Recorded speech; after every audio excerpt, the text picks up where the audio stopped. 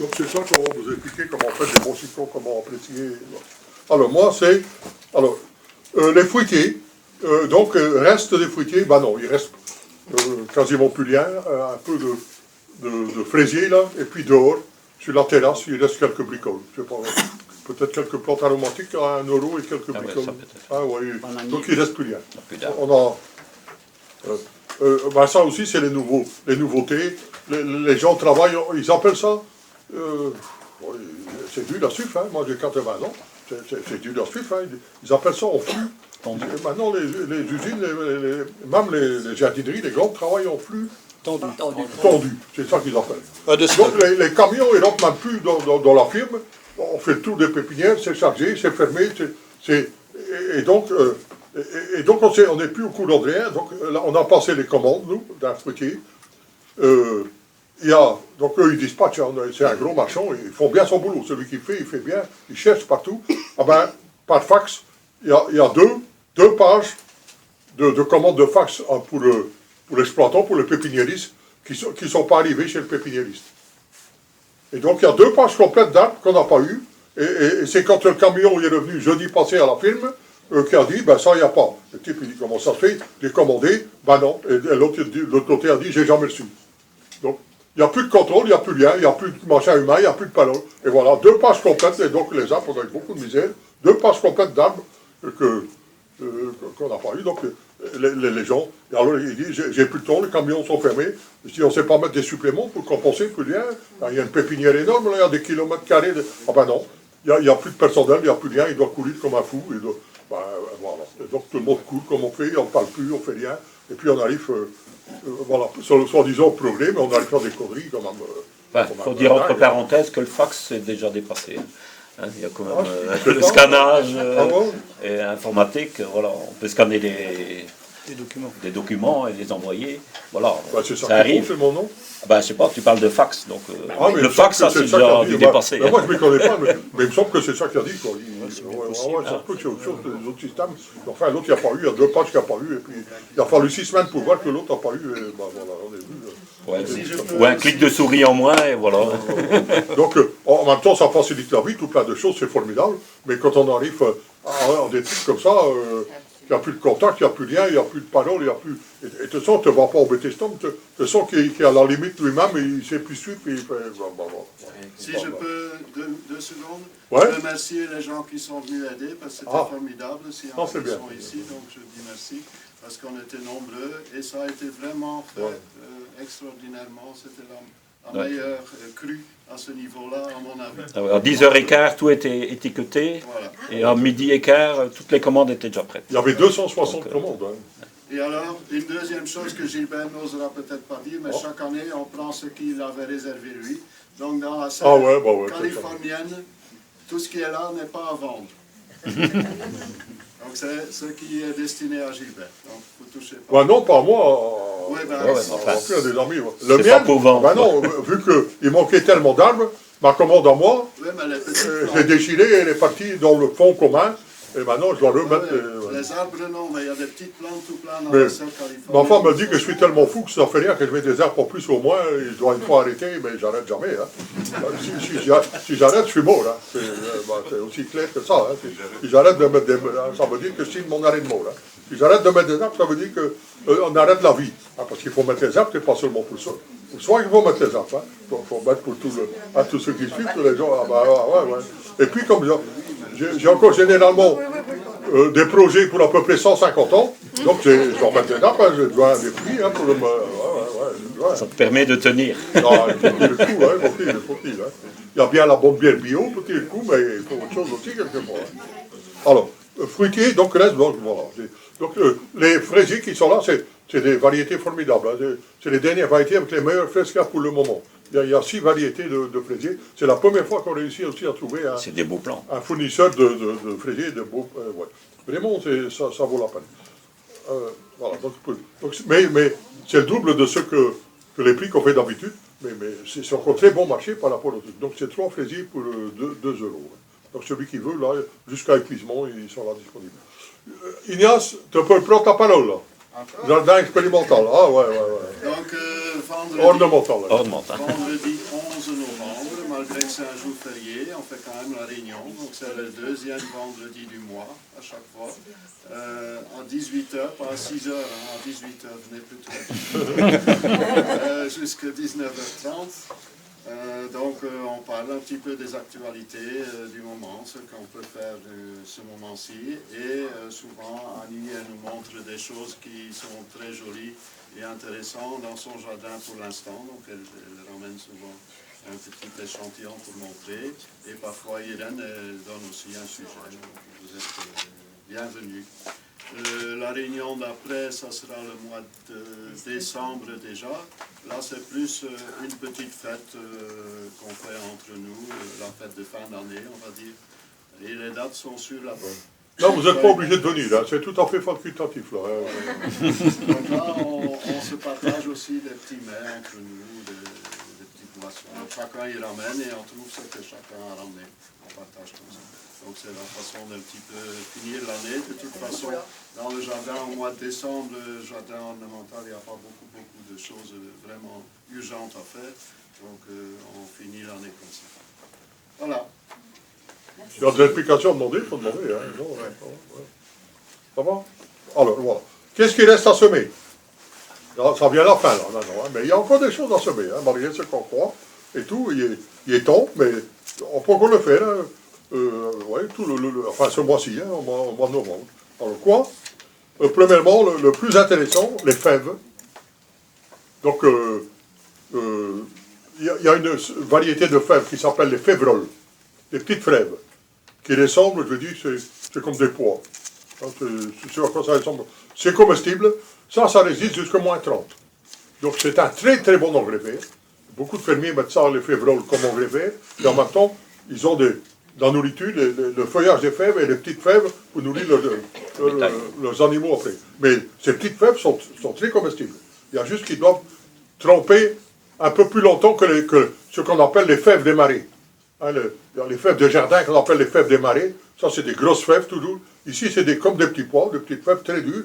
Donc, mais ils sont comestibles, ils sont bonnes. Mais c'est surtout intéressant à mettre maintenant, ça gèle absolument pas.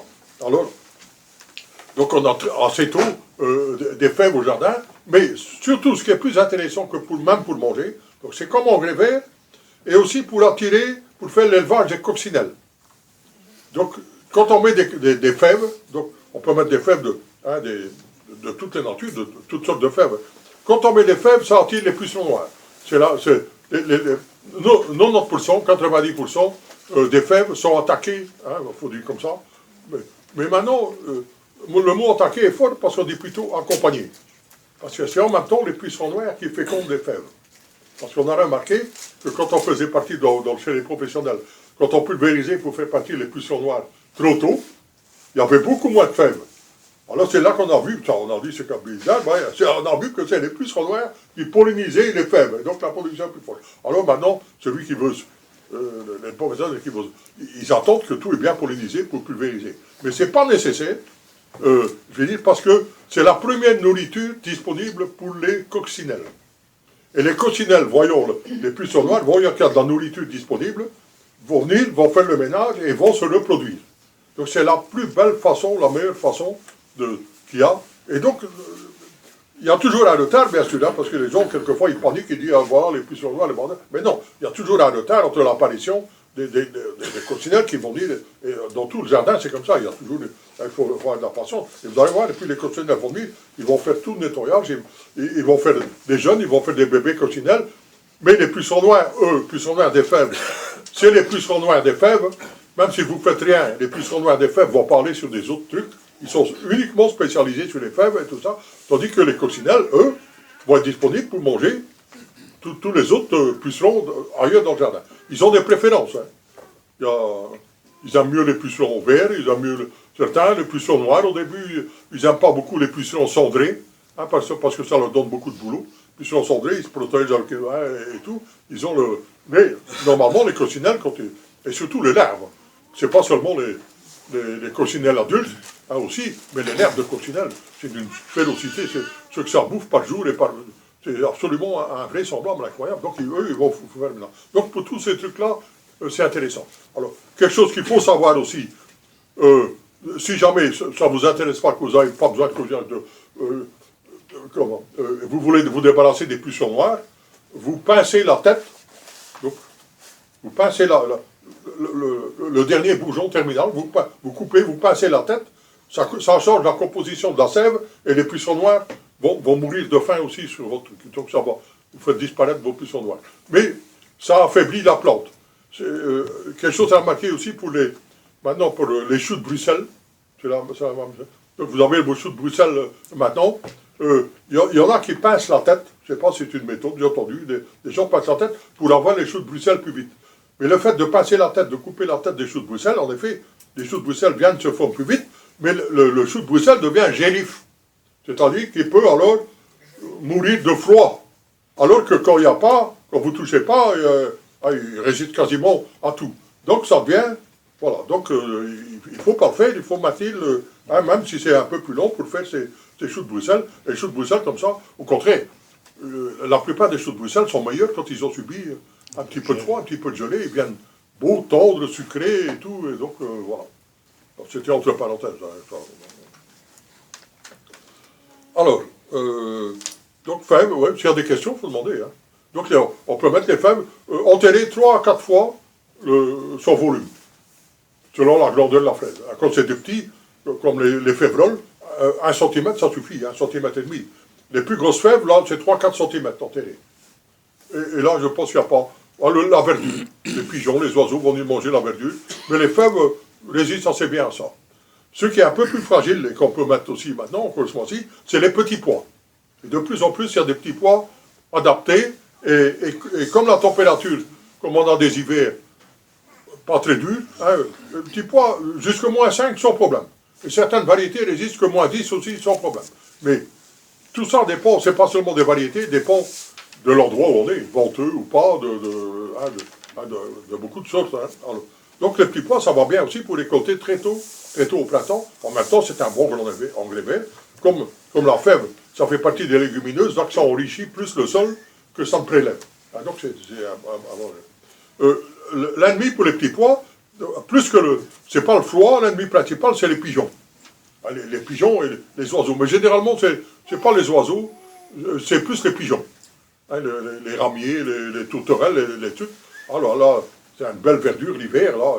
Ils viennent et ils adorent les petits pois. Hein, donc là, ils adorent le goût et tout des petits pois. Donc là, la seule solution, et même, c'est une bonne solution parce que, je vais dire, on gagne au moins 5 degrés. C'est un simple voile de forçage, ou bien un tunnel, quelque chose dessus. Tant que c'est pas nécessaire, c'est pas nécessaire. Hein. Il vaut mieux laisser comme ça. Mais si jamais ils annoncent du très grand froid, ou bien si vous voyez qu'ils commencent à être attaqués, alors déposer un voile dessus. Hein, maintenant, il y a des voiles de forçage. Ah ben, on a encore des voiles de forçage en dessous là, j'ai oublié.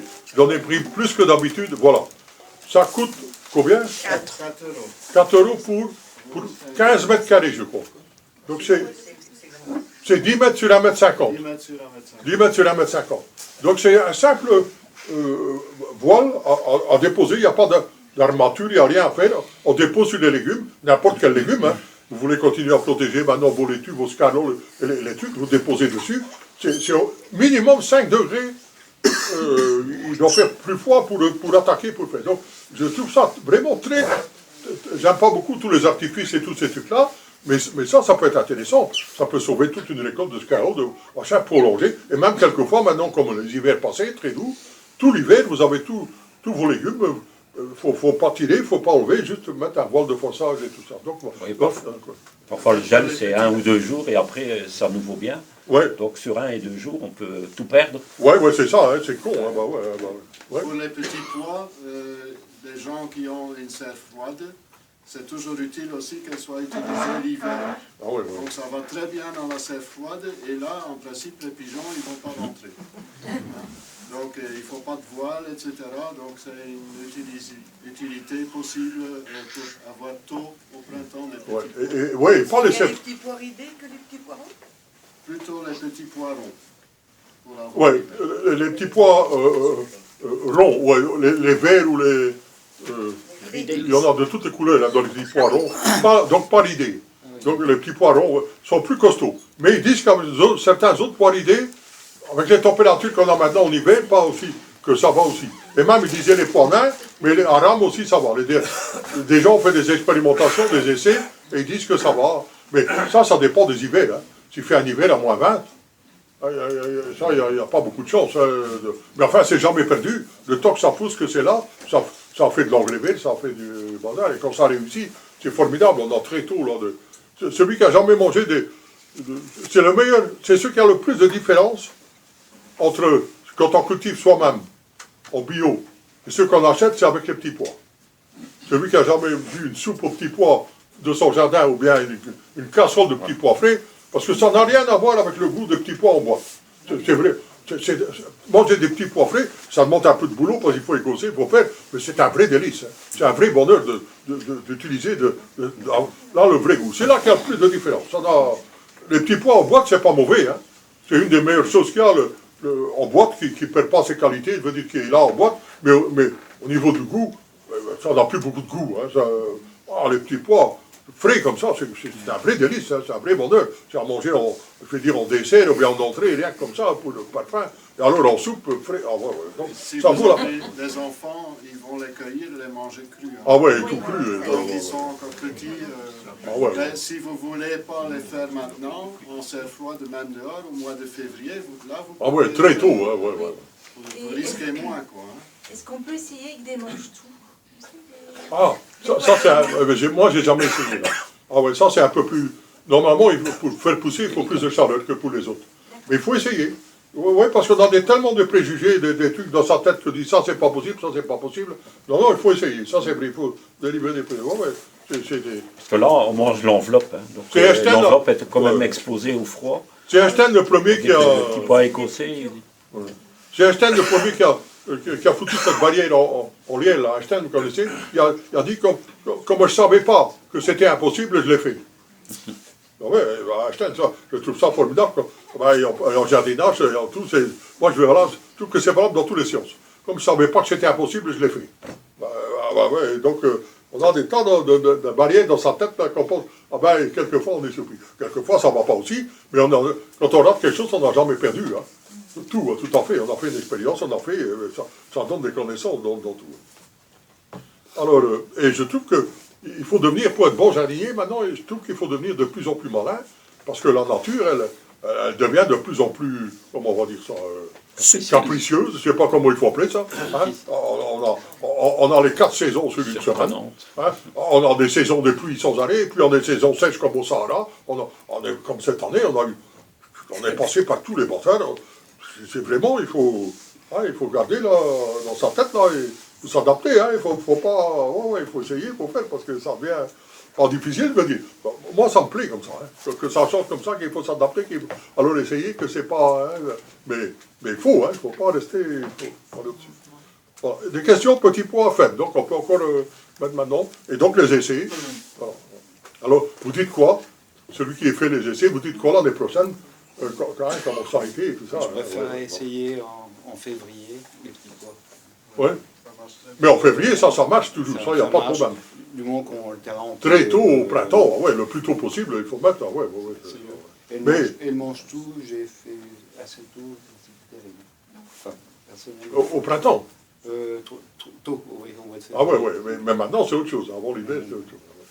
Alors, à planter, les fraisiers, donc à planter maintenant, les fraisiers, donc le plus vite possible, hein, pour que ce soit en place, on ne perd rien. Alors les fraisiers, pour avoir, je veux dire, à racine nue, on parle de racine nue. Quand on reproduit une plantation de fraisiers à racine nue, il faut les mettre en juillet. Si on les met, donc c'est en juillet qu'on a alors l'année d'après une récolte, je veux dire, à 100%, si on peut appeler ça, hein, donc un copé. Au plus on m'éteint, au plus on peut. Un mois après, c'est déjà 25% au moins. Si on met en septembre, par exemple, on peut compter qu'on va voir que l'année qui suit, que 50%. Après, bien, les autres années après, on va revenir. Mais je dis, il faut compter comme ça. Sauf si c'est en godé. Donc ça, c'est en racine nue. Si c'est en godé, et qu'il n'y a pas d'arrêt de végétation, donc on peut le mettre maintenant, et on aura, comme ceux qui sont là, ils sont beaux en godé, qu'on met maintenant, et donc ils le prennent tout de suite, il n'y a pas d'arrêt de végétation. Là, l'année prochaine, on aura une récolte quasi à 100%.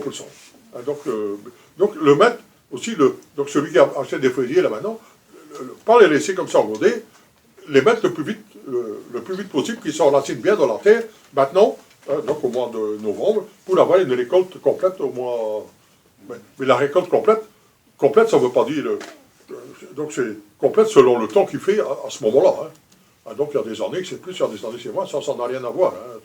On les met en plein soleil? À l'ombre. Si on met en plein soleil, oui, c'est mieux, mais il faut beaucoup d'humidité.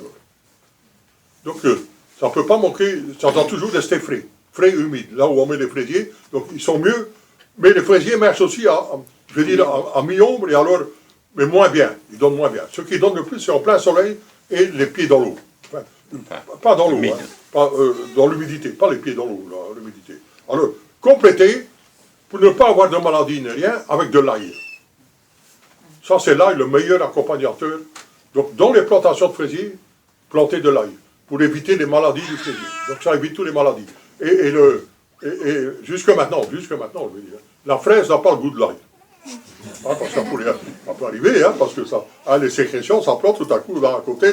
Au contraire, ça renforce le goût de fraise. Donc, jusque maintenant. Donc, c'est fraise le meilleur.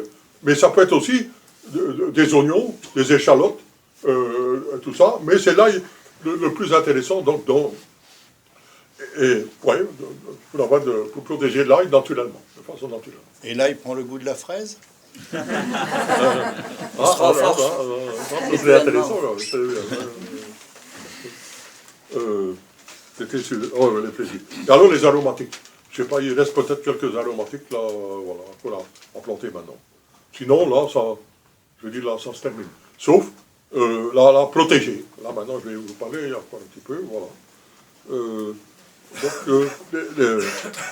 Conservation des légumes, encore tout ce qu'il y a sur le terrain. Donc les légumes feuilles, jusqu'à maintenant, n'ont pas été abîmés. Les laitues, scaroles, tout ce qui est feuilles. Donc maintenant, les températures baissent. Là, il fait 3-4 degrés le matin. Là, il faut... Ça ne peut encore aller, c'est limite. Hein, mais on peut mettre un voile de forçage. Parce que le voile de forçage laisse passer la pluie, laisse passer ton vin et protège bien. Donc là, si vous avez encore ça, protégez, parce que ça vaut la peine, hein, de prolonger toutes ces récoltes. Alors, donc de légumes feuilles. Alors, pour les légumes racines, comment conserver? Donc, il y a deux manières. Manière à l'ancienne, c'est tirer tout, sitôt qu'il y a les premiers gels, sitôt qu'il y a les premiers vrais gels. Donc, le premier vrai gel, après le premier vrai gel, boum, la verdure, elle arrête, elle tombe, elle fait, vous voyez, là, juste après, le plus tôt possible, après les premiers gels, que la verdure, elle tombe, il faut aller récolter tout, tirer tout, les rentrer, et alors les mettre dans une remise, dans une cave, dans n'importe où, donc dans des récipients, avec du terreau ou de la tourbe. Donc, couche de légumes, donc, mais il faut les préparer. Alors, par exemple, vous tirez des carottes, pour les habiller, couper, laisser un petit bout du collet, juste couper, mettre une couche carotte, une couche de tourbe, une couche carotte, une couche de tourbe, céleri lave, enfin tout ce qui est légumes latines, betterave rouge, quoi encore, tout ça. Il faut couper le collet. Non. Il ne faut pas couper le collet. Il vaut mieux laisser un petit bout du collet. Ah, vous couper. Hein? Du bourgeon, tu parles. Ouais, comme tu vas expliquer pour les chicots tantôt, là, 1 cm. La carotte reste entière. Ah oui, non, carotte reste entière, juste, mais laisser un bout du... Pas couper jusqu'à là. Je pensais qu'il fallait couper laisser un bout centimètre du... Non. Non, elle est morte là. Donc couper coup, donc il faut habiller, il faut nettoyer, puis mettre comme ça tous les... Et puis, couche de tourbe, ça c'est impeccable, ou du terreau, mais la tourbe c'est impeccable. Du sable. Du sable. Couche de tourbe, ouais, du sable, mais la tourbe c'est encore mieux, parce que la tourbe c'est plus utile. C'est tellement acide que ça empêche, même s'il y a un peu de moisissure, un peu de machin, ça arrête tout, et ça ne va pas développer. Hein. Les champignons, les maladies, les bébêtes, rien, hein, ça va... Alors, ce qui est bien, encore mieux, c'est un peu d'algues marines. Donc, quand vous mettez une couche de carottes ou de tout ça, chaque fois que vous avez mis une couche, poudrez légèrement avec des algues marines, puis un peu de tout, puis remettre, et là ça c'est impeccable, ça c'est formidable, ça reste comme ça. Et donc dans un endroit, alors, même un endroit, une remise, un truc, une serre froide, un coach, je ne sais pas comment il faut dire ça. Souvent, une cave, c'est pas toujours trop chaud. Ouais, c'est pas toujours le meilleur parce que c'est trop chaud. Hein, donc, c'est pas. Mais une remise, quelque chose. Et donc, quand on touche pas, même quand il gèle et tout, quand on touche pas, il n'y a pas de danger. Donc, quand on manipule pas, quand il pas, ça peut rester comme ça. Hein, donc, même les congèles et tout ça. La même chose, et les gens, pour beaucoup, on ne le savent pas, ou on fait esprit, c'est pour les fruits. Surtout les pommes. Donc, on peut faire de la même façon. Donc, la même façon, non, beaucoup plus utile. Donc, comme maintenant, sitôt qu'il commence à faire froid, comme maintenant, on pouvait laisser les pommes, les pois. Maintenant, il faut commencer à récolter. Hein.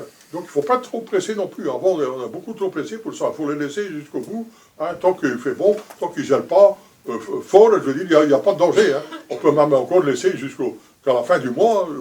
Donc, on les cueille, on met dans des cajots, l'un à côté de l'autre, mais pas tassés. Et puis, dans une remise, une serre froide, n'importe où, mettre là, sans toucher, donc il peut geler. Tout ça, il n'y a pas de danger. Hein. Tant qu'on ne les manipule pas, qu'on ne touche pas, il n'y a pas de danger. Hein. Et même avant, il y a des tas de régions où on laissait les fruits dehors, hein, en Normandie, Bretagne et tout ça, on faisait des monts de fruits, on laissait là, on ne touche pas, les fruits, même des gels, il n'y a pas de dégâts. Hein. Si on ne manipule pas, quand il gèle, quand il fait froid, il n'y a pas de dégâts. Hein. Donc, on en fait croire maintenant, il faut aller les champs frigorifiques, il faut des fruitiers bien. Enfin, c'est tout. C'est devenu. On a présenté ça tellement difficile que les gens, ils n'ont plus mis des fruits, ils n'ont plus fait.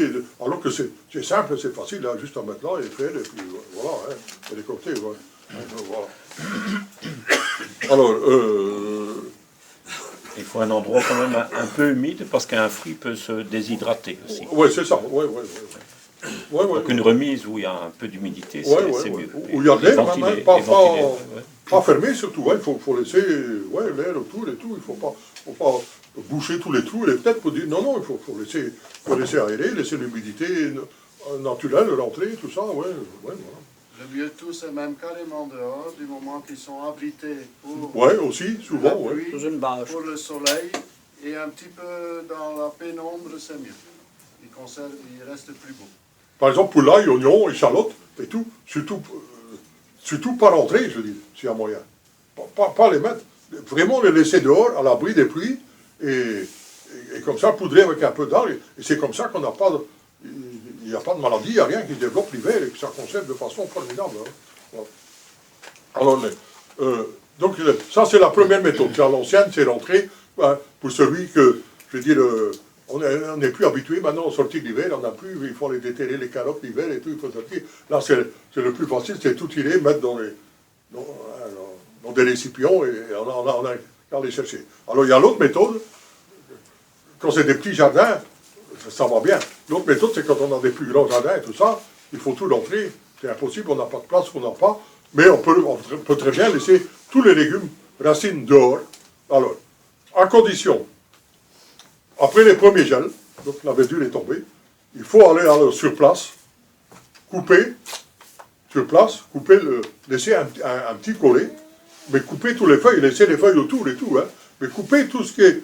Hein, c'est les linaves et tout, les carottes, couper le feuillage et laisser à côté, mais il faut aller couper. Parce que si on laisse, c'est le feuillage qui va pourrir, et qui va communiquer la pourriture à tous les légumes racines. Donc couper, faire ça, donc couper toute la verdure, laisser à côté, et puis alors mettre, le mieux de tout, c'est les feuilles. Hein. Les feuilles mortes. Les feuilles mortes. Hein. Si vous avez l'occasion d'avoir des feuilles mortes, c'est mettre une couche de feuilles mortes.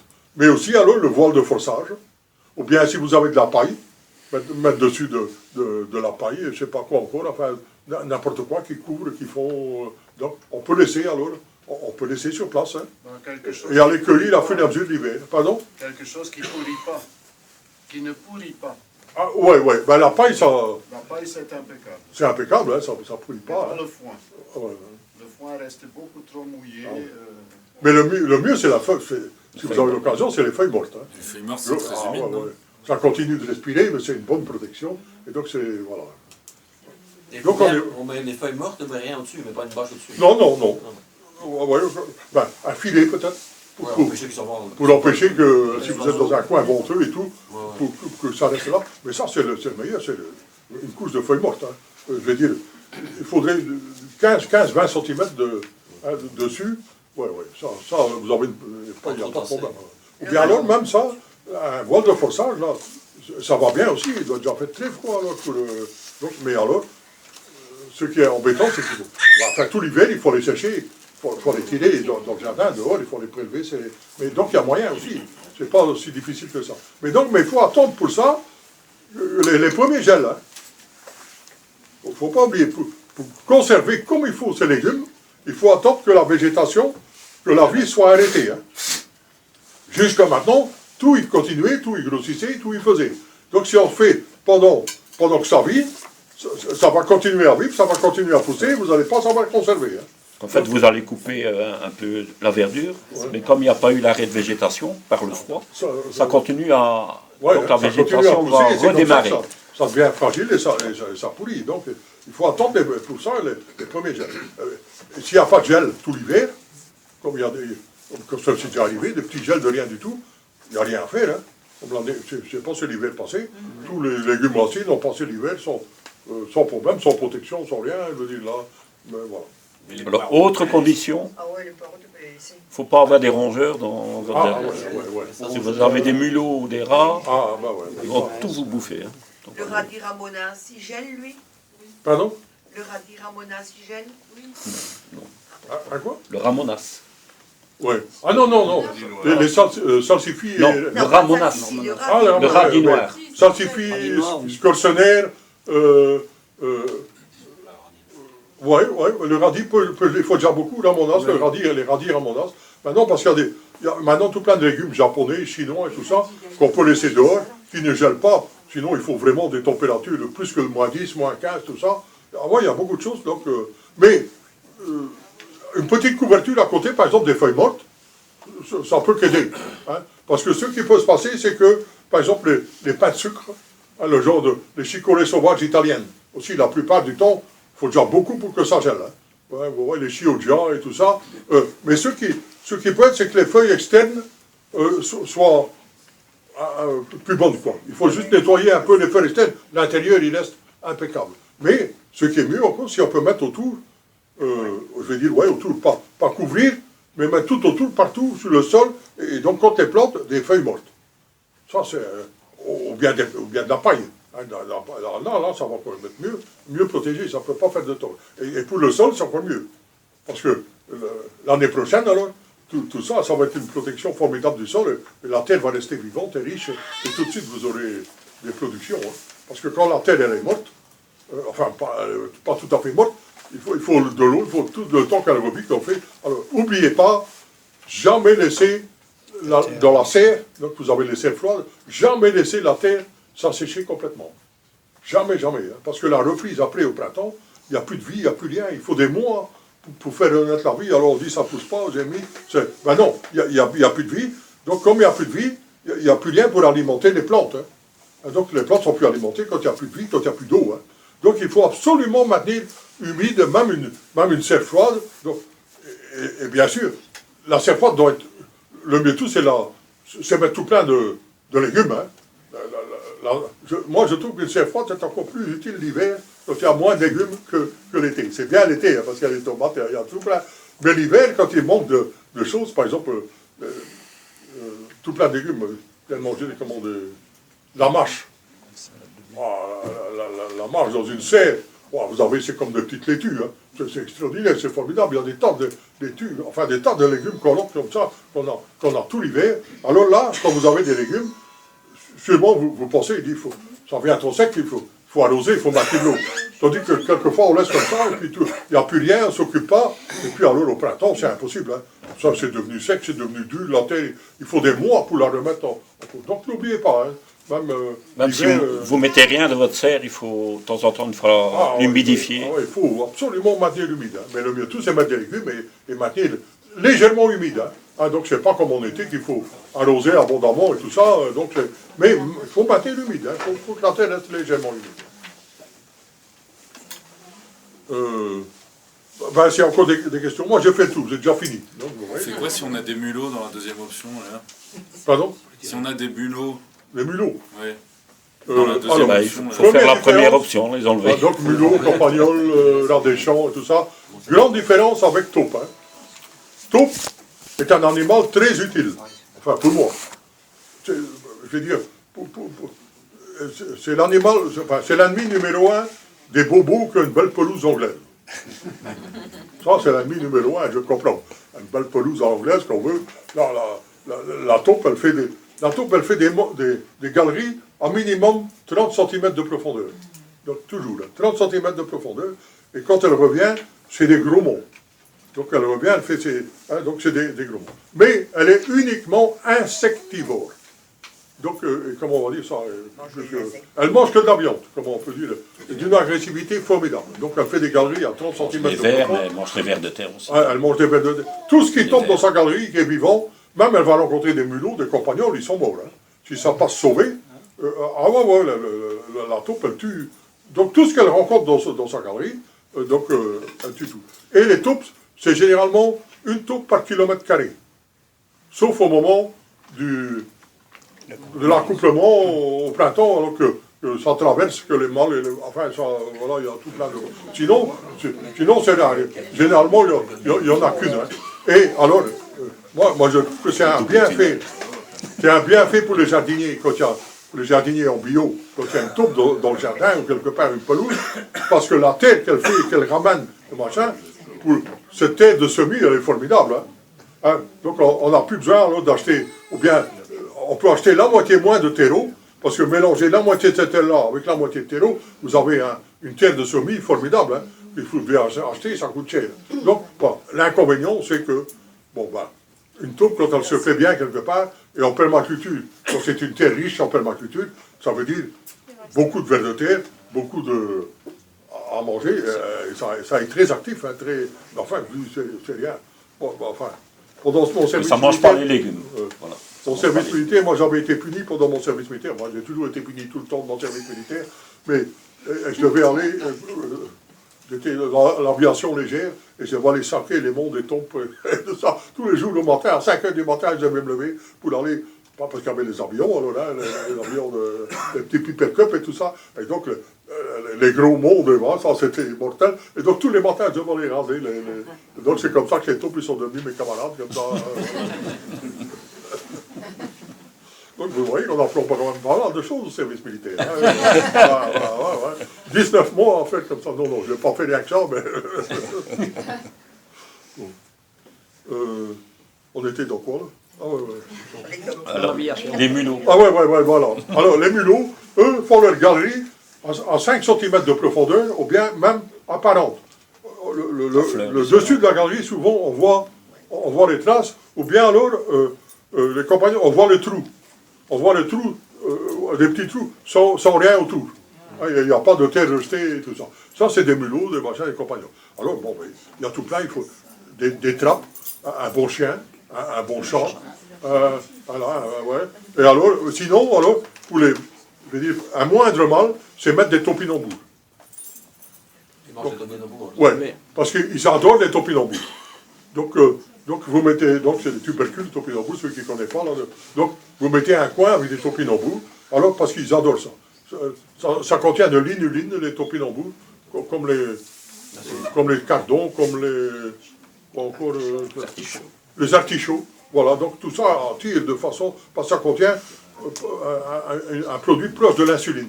Et ils adorent ça, les rongeurs adorent ça.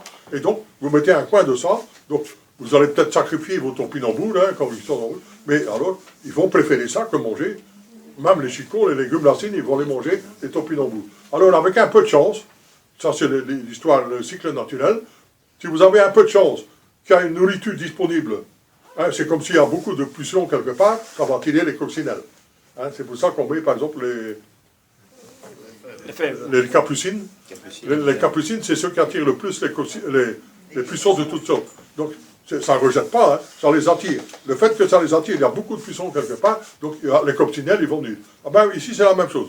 Quand il y a beaucoup de nourriture disponible pour les oiseaux de proie, ils vont dire là, taupe, le machin, donc ils vont venir, ou bien les chats, ou bien les autres prédateurs. Le fait qu'il y a nourriture beaucoup là quelque part, vont refaire l'équilibre. Ça peut arriver aussi. Voilà. Semer du ricin. Ouais, mais c'est de la blague. Ouais, soi-disant. Soi-disant les... Ouais. Mais ils ne sont pas assez bêtes pour manger le ricin. C'est ça le problème. Mais je pense qu'ils viennent pas non plus d'eux, ou je sais pas. Non, non, le ricin est très toxique, hein, mais il faut le manger. Ouais, c'est ça. Donc, oh, il y a tout plein de méthodes. Et les ultrasons, et tous les tourteaux à mettre sur... Attention, si vous avez des chiens, oui, quand il y a des chiens, des chats. Ah ouais, c'est mortel. Ah, le ricin, le ricin est très toxique. Ouais, il vaut mieux éviter. Ouais, on a dit des tas de plantes qui sont anti... et tout ça.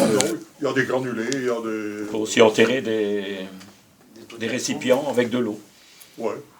Donc à ras du sol, donc un récipient valeur d'un miso comme ça, avec un fond d'eau, vous mettez quelques morceaux de pommes dedans, et alors vous mettez une couverture au-dessus pour empêcher que d'autres animaux aillent dedans, donc un hérisson, quelque chose comme ça. Et le mulot, lui, il va passer sous la protection, il va tomber dedans. Et en plus, ça va remonter, il va se noyer. Ouais. Donc c'est enterrer un seau de 10 litres et remplir d'eau à moitié. Et donc juste couvrir et juste laisser. Oui, ça c'est très efficace.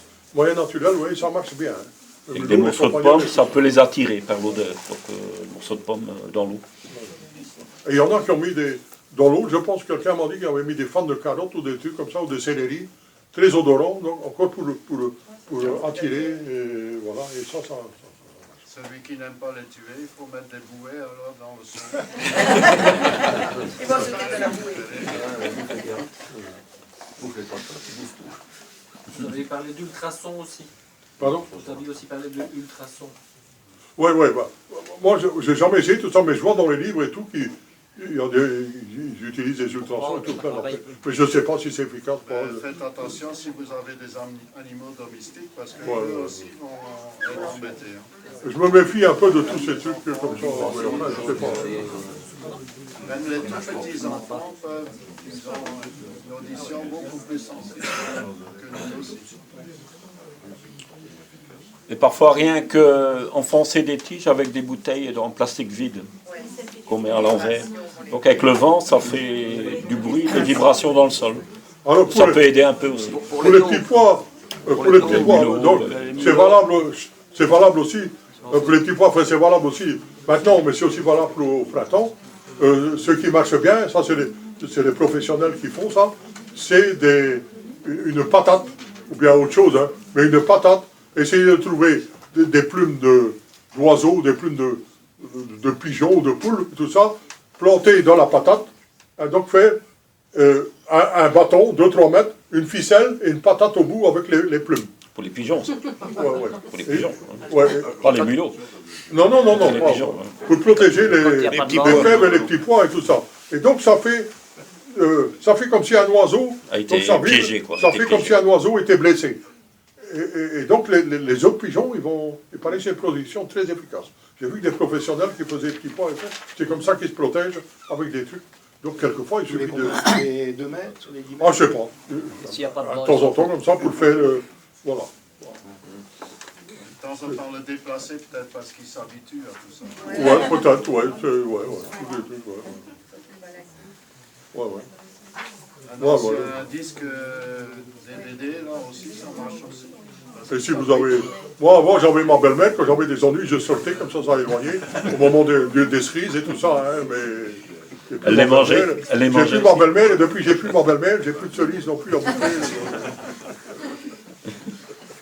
Tu l'attachais à un poteau tout près de l'arbre. Je savais pas recueillir les cerises. Est-ce qu'il y a encore des questions? Sinon, Michel, je ne donnerai pas. Elle aimait les cerises. Non? Tout va bien? Les questions du moment, hein, que si vous avez un... Non? J'ai encore des tomates dehors. Pardon? Les tomates, ils vont plus. Ah si, alors, celui qui a des tomates maintenant, il faut les tirer, avec la tige et tout. Hein. Complètement les tirer, les laisser où ils poussent dans cette froide, une remise quelque part, les pendre à l'envers, les suspendre, avec tout la ramure et tous les feuilles et tout ça. Et il y en a, si c'est des tomates bien adaptées, parce que vous avez, dans le catalogue, il y a toute une tomate de longue garde. Donc il y a des tomates qui conservent comme ça, comme maintenant, au premier froid, qu'on porte, et qu'on peut encore manger jusqu'au Noël. Donc ils continuent de mûrir, qu'on peut faire. Voilà. Donc tirer tout le pied, le suspendre et laisser continuer à mûrir. Voilà. Et quand on est dans la serre, on le laisse aussi? Pardon? J'en ai encore dans la serre aussi, je peux l'essayer comme ça. Ouais. Non, non, les tirer et les aussi. suspendre. Ah, les tirer aussi. Ah ouais, mais les tirer, les suspendre à l'envers. Et, ah ouais, parce que si vous le laissez comme ça, là, maintenant, ils vont... On risque Mais c'est quand même en gel. Il fait trop froid. Hein, comme... Hein? C'est en gel qu'il faut les mettre, je suppose. Ah ouais. Ouais. Les gars, ouais, c'est un moyen, je pense, ouais. Ça, j'ai pas... Ouais. Et on dit qu'il y en a... Donc on appelle les tomates de Noël, les tomates tout, ouais, voilà, comme ça. Ouais. Ou carrément sectionner les branches où il y a les grappes et les mettre dans des cajoux avec un papier journal. Les mettre dans une pièce tempérée. Avec la partie de la branche. Ça Ouais. marche bien. Oui, on les cueille vertes. Ouais, aussi. Voilà. Mais bon, n'auront plus le goût d'une bonne tomate qui a mûri au soleil. C'est bon pour utiliser chaud, quoi. Ouais. Mais c'est Oui, on va peut-être éteindre par ici. Interrupteur, s'il vous plaît. Voilà. Et quoi, tu n'as même pas la télécommande? Pas encore. Tu n'as pas la télécommande? Mais tes enregistrements automatiques. Bon, ben, je vais venir encore vous embêter avec les chicons. On m'a déjà appelé Monsieur Chicon, alors il y a Arthur là, qui est dans le coin, là, qui m'appelle toujours Monsieur Chicon. T'as pas encore commencé tes chicons? Ben non, j'ai pas encore commencé, mais seulement maintenant, comme il commence à faire plus froid, c'est comme Gilbert disait, pour la culture des chicons, il faut aussi un arrêt de végétation. Donc tout ça, je vais un peu vous expliquer. Donc la culture des chicons est assez longue, c'est-à-dire qu'on sème ça à partir du mois de mai, et on récolte ça, les racines au mois de novembre, et alors on peut les consommer en fonction de la méthode qu'on choisit. Donc 3 à 4 semaines après le début du forçage, et ceci même jusqu'au mois d'avril de l'année prochaine. Donc tout ça en fonction de la méthode qu'on choisit. Bon. La chicorée de Bruxelles, Chicorum pibus, donc ça c'est l'appellation scientifique. Donc c'est un peu une culture, c'est pas très vieux en fait. Qu'est-ce qui se passe?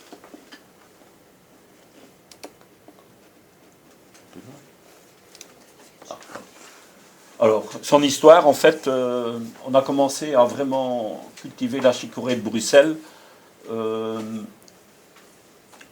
milieu du 19e siècle, donc en 1800 et des. Donc c'est pas si vieux que ça. Mais on utilisait déjà la chicorée de Bruxelles pour autre chose. Pas pour le forçage, mais pour le bétail ou bien pour faire de la chicorée. Voilà, donc c'est au milieu du 19e siècle. C'est un peu par hasard qu'un agriculteur pressentait que l'hiver allait être très rude. Et il avait rentré ses racines destinées au bétail dans une grange, donc dans le noir. Et pour protéger du froid, il avait couvert de terre, parce que l'hiver s'annonçait quand même assez rude. Et c'est peut-être 1 mois ou 2 après que, en allant chercher ses racines, qu'il a découvert que ses racines avaient poussé et qu'il y avait un feuillage très clair, presque blanc, qui poussait. Évidemment, ce n'était pas les chicons que l'on trouve maintenant, mais c'était un peu un feuillage dentelé. Qu'on peut encore faire, ça ressemble à la barbe de capucin, donc c'est quelque chose d'un peu dentelé. Évidemment, par la suite, on s'est un peu penché là-dessus et des spécialistes ont un peu sélectionné les variétés pour avoir une repousse avec des feuilles plus larges, plus grandes et une pomme serrée, ce qu'on n'avait pas au départ. Donc souvent, c'était utilisé pour nourrir le bétail. Donc on donnait la racine à manger, comme on donne des betteraves, des navets, voilà. Bon, le maïs, ça n'existait pas trop à l'époque non plus. Donc c'était une nourriture de fond pour le bétail. Il y a des variétés aussi, qu'on cultive encore maintenant, qui servent à fabriquer la chicorée. Donc on broie la racine et on la torréfie. Donc c'est un succédané du café. Donc ça a à peu près le même goût que le café. Donc souvent, par ici, en Belgique et dans le nord de la France, on l'ajoute encore dans le café. C'est-à-dire que ça permet de faire un café moins fort, donc contenant moins de caféine. Beaucoup de gens l'utilisent aussi mélangé avec du lait. Donc l'haricoré, par exemple. Donc c'est pas tout à fait désuet d'encore l'utiliser. Alors, son appellation, donc chicorée de Bruxelles. Les Flamands, eux, vont l'appeler huitloaf. Huit veut dire blanc, et loaf, c'est feuille. En Belgique, on dit chicon, et en France, on appellera ça plutôt endive blanche. Mais tout ça, c'est la même chose. Alors, la façon de cultiver. Donc, en fait, je vous ai dit qu'on commençait déjà au mois de mai, et tout ça pour récolter ça très tard.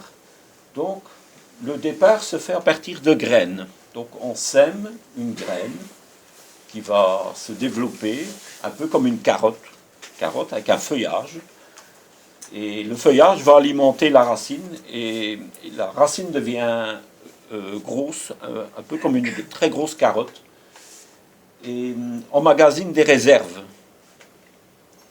Alors l'astuce, c'est de récolter cette racine au début de l'hiver, ou à la fin de l'automne, de couper le feuillage existant. Il faut une période de repos, arrêt de végétation, et ensuite on fait repousser cette racine dans un substrat, donc soit en terre, soit en container. Maintenant, les professionnels l'utilisent dans des chambres avec une circulation d'eau, donc la racine n'est même plus en contact avec un substrat, c'est rien que des vapeurs d'eau, un brouillard d'eau. Même si elle est montée en graines, on l'arrache. Pardon? Moi j'ai des chicorées qui sont montées en graines. Ça, c'est peut-être le fait que vous avez semé trop tôt. Ça, je vais expliquer par la suite. Oui, si c'est monté à graines, c'est foutu. Non, ça c'est foutu. C'est pas ceux de l'année passée. Non. Donc ça, c'est souvent un signe qu'on a semé trop tôt. Il ne peut pas tenir ses graines pour l'année prochaine? Si. Pourquoi pas. Si ce sont des hybrides, évidemment, vous risquez que ça ne sera plus la même chose. Bon, pour le prix que ça coûte, enfin, surtout ici, bon, c'est pas une ruine. Voilà, donc le but, c'est de faire repousser, d'obtenir à nouveau une végétation, mais dans le noir, à une certaine température. Et voilà, vous allez récolter une pomme serrée que vous allez donc récolter et manger. Donc c'est vraiment ce qui se trouve dans la racine qui permet la repousse de ce chicon. Donc ça ne sert à rien de mettre de l'engrais dans le substrat que vous allez mettre, puisque c'est la nourriture qui est dans la racine qui fait le chicon. Oui. C'est la tour. Voilà, ça je vais un peu expliquer. Donc, à partir de graines, on récolte, voilà, c'est un feuillage lisse en général, donc assez bien des feuilles. Et alors, on obtient une racine comme ça, là, en bas à droite, que l'on coupe. On coupe le feuillage, et ensuite on met à forcer, et voilà, sur la gauche, on obtient un chicon. Donc ici, c'est en conteneur. Alors, ces exigences culturales, donc au niveau du sol, pas de fumure azotée, c'est-à-dire que c'est un légume qui pousse quand même beaucoup en feuillage, mais il ne faut pas une terre trop riche en azote. Pourquoi? Parce que ça va pousser trop en feuillage au détriment de la racine. Donc vous n'allez pas avoir vraiment une belle grosse racine. Donc j'appelle une belle grosse racine, une racine qui fait à partir de 3, 4, 5 cm de diamètre au niveau du collet, donc dans le haut de la racine, et qui fait au moins 30, même parfois 40 cm de long. Et la fumure azotée, c'est... tout ce qui est azoté, donc il ne faut pas mettre de la poudre de corne, pas de fumier, pas de... Voilà. Pas de haricots avant. Comment? Pas de haricots avant. C'est surtout les matières fraîches organiques donc, qui ne sont pas conseillées, parce que si vous enterrez par exemple du fumier, bon, ce qu'on ne conseille jamais ici, vous allez avoir dans la terre des fermentations qui vont se développer. Et alors, au niveau des racines, vous n'allez pas avoir une racine bien droite. Elle va devenir fourchue. Donc, vous avez le même problème lorsque c'est une terre qui a été trop bouleversée, par exemple, par une nouvelle habitation, et qu'on a mélangé les bonnes et les mauvaises terres. Et voilà, on cultive la chicorée de Bruxelles. Si la terre n'est pas homogène, donc de la même structure au niveau des 30 premiers centimètres, vous allez aussi obtenir des racines fourchues. Bon, c'est pas pour autant qu'on ne peut pas les forcer, c'est un peu plus ennuyant pour les mettre à forcer. Donc pas d'engrais. Donc ça se contente d'un... peut-être à un endroit où on a mis une culture qui a bien pompé l'année d'avant et qu'on met... on n'ajoute pas d'engrais pour la chicorée de Bruxelles. D'ailleurs, souvent... Après les pommes de terre souvent, on les mettra dans les parcelles où on mettra les carottes. Ça, je vais vous expliquer dans les associations de légumes. Donc, une carotte ne demande pas non plus beaucoup d'engrais. Alors, le climat. On va le semer au moment où il commence à faire bon. Parce que tout ce qui est chicorée doit lever très vite. Et il faut de bonnes conditions, donc une terre chaude. Et par ici, nous avons des terres qui commencent à se réchauffer qu'à partir de la mi-mai. Donc, parce que les nuits sont parfois encore fraîches. Donc, la première quinzaine de mai, c'est encore un peu tôt. Et alors, jusqu'à la mi-juin. Parce que la levée doit se faire en pratiquement 8 jours. Donc, il faut une terre aussi humide. S'il fait trop sec, vous allez aussi avoir des soucis. Donc, il faut trouver, quelque part, le bon créneau pour le semis, pour avoir ces bonnes conditions de levée. Si ça ne lève pas bien, il vaut parfois mieux recommencer. Si par exemple vous avez choisi une période et puis il commence à faire froid, et que ça ne lève pas, bon, attendez le créneau suivant ou que la terre est plus chaude et refaites votre semis. Alors, l'association des cultures, la chicorée de Bruxelles s'adapte vraiment très bien à d'autres cultures. Donc, un petit rappel pour l'association des cultures. Donc, dans les petits jardins, c'est un gain de place et de temps. Parce qu'en échelonnant les cultures et en les associant, on arrive à faire plus de cultures sur la même année dans un petit jardin. Donc, dans un grand jardin, forcément aussi. Ça veut dire que parfois, on va mettre un légume que l'on ne va pas tout de suite récolter, on vient en mettre un autre plus près, qu'on sème, et entre-temps, tant que le dernier qui a été semé devienne grand, l'autre culture sera déjà enlevée. Un exemple, c'est par exemple l'oignon, l'échalote, l'ail. Donc l'ail se plante même avant l'hiver, l'oignon, échalote au mois de mars. Tous ces légumes-là seront partis pour le mois de juillet. Entre-temps, vous avez déjà semé vos chicorées, vos carottes aussi, entre deux. Et donc oignons, ail, échalotes seront enlevés au mois de juillet. Ils laisseront toute la place pour les cultures qui ont été mises après. Donc elle est préconisée en culture biologique parce qu'il y a aussi des sécrétions au niveau des racines qui peuvent aider certains légumes. Donc ça, il faut un peu voir. On a déjà des tableaux ici ou dans des livres, ce qui est association favorable et certains sont défavorables. Donc ça, je ne vais pas m'étendre là-dessus maintenant, ce n'est pas le but. Et alors, ça améliore l'état sanitaire des cultures. Pourquoi? Parce qu'en mélangeant les odeurs aussi, parce que les feuillages de carottes, des oignons ont une certaine odeur, et beaucoup d'insectes se dirigent par les odeurs. Quand vous mélangez beaucoup d'odeurs sur une même parcelle, certains insectes spécialisés pour l'oignon ne retrouveront pas facilement l'oignon parce qu'il est mélangé avec l'odeur de la carotte. Évidemment, ce n'est pas des résultats à 100%, mais ça aide beaucoup. Voilà.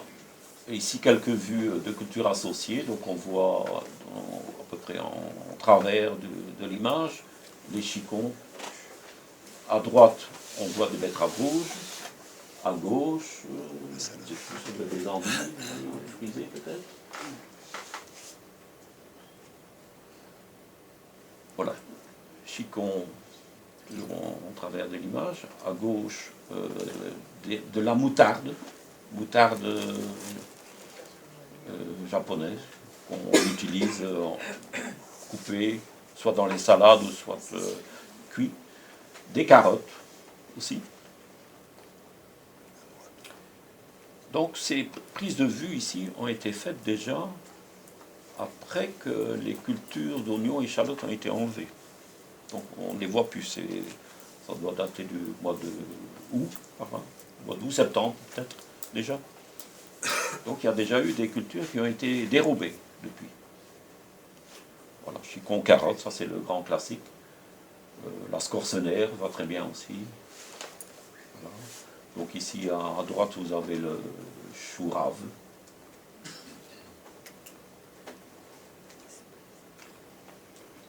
Voilà, donc ça j'ai dit ça, donc favoriser l'interaction des plantes de familles différentes qui s'entraident, donc dérouter les insectes, les maladies. Ouais, ça j'ai expliqué, hein, donc, le chevauchement dans le temps. Voilà, ça c'est un exemple. On voit par exemple les bitloof, donc les racines blanches.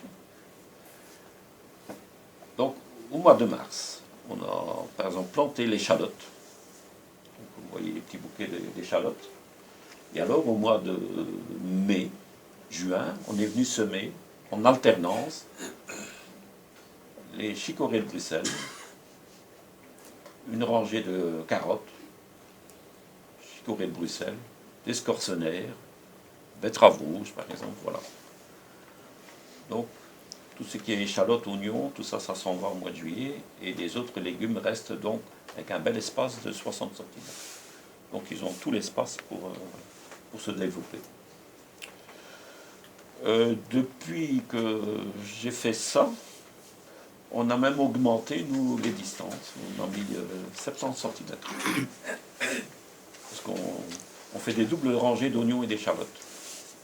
Donc ça, on a écarté encore un peu plus, parce qu'on trouvait aussi que certaines végétations de légumes prenaient quand même de plus en plus d'ampleur. Quand on a une terre bien vivante, ça devient de plus en plus beau, plus grand. Et avec les 70 cm, c'est encore plus facile à travailler. Quand tu dis double rangée, ça veut dire que tu mets deux rangées. Voilà. Oignons, échalotes, comme on en a besoin un peu plus, on met un cordeau au milieu et on repique de chaque côté du cordeau, on quinconce les oignons et échalotes. À 5-10 cm du cordeau. Voilà. Ouais. Et alors avec un espace donc de 20 cm à peu près. Donc voilà, ils se chevauchent, enfin ils sont un peu en alternance comme ça, de chaque côté de la ficelle. Et voilà, ça fait une double rangée, donc 60 cm c'était pas suffisant, donc on a augmenté légèrement. Et alors on fait la même chose, on vient semer entre deux, donc c'est plus 30, c'est 35 cm. Et ça nous permet d'avoir un peu plus d'oignons et échalotes. Et voilà, parce qu'on devait un peu trop multiplier le nombre de lignes d'oignons et d'échalotes. Ça nous permet d'avoir presque une double ligne sur sur une seule longueur. Voilà, donc un exemple de scénario. Donc à l'automne, on prépare la terre pour la plantation de l'ail, donc l'ail violet ou l'ail blanc. Voilà, on vient mettre l'ail, donc ici c'était à 60 cm encore, Donc à partir de la mi-octobre, on plante l'ail par ici. On peut mettre aussi en butte aussi. Donc ça c'est encore une amélioration. Voilà, donc l'ail à 15-20 cm sur la ligne. Et ensuite, au printemps, donc à partir du mois de mi-mai, donc l'ail s'est déjà développé. On a passé un coup de rasette entre la culture d'ail pour éliminer les mauvaises herbes. Et voilà, on a un sol propre pour venir implanter les semis de chicons, de carottes, de scorsonnet, de betteraves rouges éventuellement, des derniers. Voilà, entre deux. Voilà, donc ici, on voit 2 rangées d'oignons avec la levée des chicorées. Donc, semer clair, parce que après, il faut garder plus ou moins 12 plants par mètre courant. Donc ça veut dire à peu près 8 cm entre chaque racine. Pourquoi? Si vous laissez trop serré, vous allez avoir des racines beaucoup plus petites. Elles vont un peu s'enchevêtrer. Et plus, c'est pas la peine non plus, parce que bon, c'est pas la peine d'avoir des super grosses racines non plus, parce que ça fait parfois un chicon moins serré, moins fermé. Donc la bonne dimension, c'est ça. Donc on fait un semi clair, et alors on éclaircit encore sur la ligne par la suite, lors de la levée. Voilà, donc ici, même chose entre les échalotes.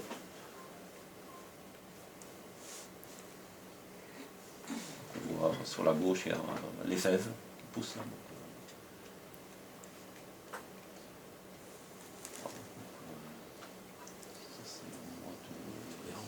Mois d'août-septembre. Donc il y a déjà des nouveaux poireaux qui ont été piqués. Et pour récolter, ça pose pas de problème quand c'est serré si près? Non, parce que c'est 60 cm entre chaque rangée. Donc entre les chicons et les carottes, il y a 60 cm. Donc c'est vraiment le feuillage qui se rejoint, mais il y a bien la place pour marcher entre deux. Donc il y a eu des oignons échalotes qui sont déjà partis là, donc, à ce stade-là. Alors, il y a 2 grandes variétés de chicorée de Bruxelles. Celle qu'on force avec terre de couverture, on appellera ça de la façon traditionnelle, comme ça se faisait au début. Et depuis, on a développé des variétés qui supportent un forçage en température plus élevée et sans terre de couverture. Donc, il y a des avantages d'un côté et des inconvénients de chaque côté. Donc ça, j'ai un peu développé ça. Voilà. Donc la couverture, donc le forçage en couverture traditionnelle. Donc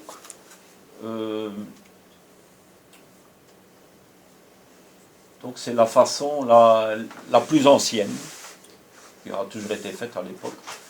Ça se fait un forçage à froid, donc c'est-à-dire que c'est soit en pleine terre, soit dans un endroit abrité mais non chauffé. Ça peut être une serre, ça peut être une couche, voilà. Donc, mais la température, c'est la température du sol. Donc ça pousse lentement. C'est un peu plus fastidieux pour la récolte, puisqu'il faut aller fouiller dans la terre pour aller rechercher les chicons qui ont poussé dans le sol. Comme ça pousse plus lentement, ça permet d'avoir des chicons jusqu'au mois d'avril-mai de l'année suivante, en fonction s'ils ont été en pleine terre ou dans un endroit plus abrité. Et pour les vrais amateurs, le goût est vraiment encore différent. Si vous avez l'occasion d'acheter par exemple des chicons qui ont été faits en pleine terre ou bien hors sol, celui de pleine terre aura un goût moins amer. Pourquoi? Parce qu'il a vu moins la lumière. Donc il sera plus blanc et moins amer.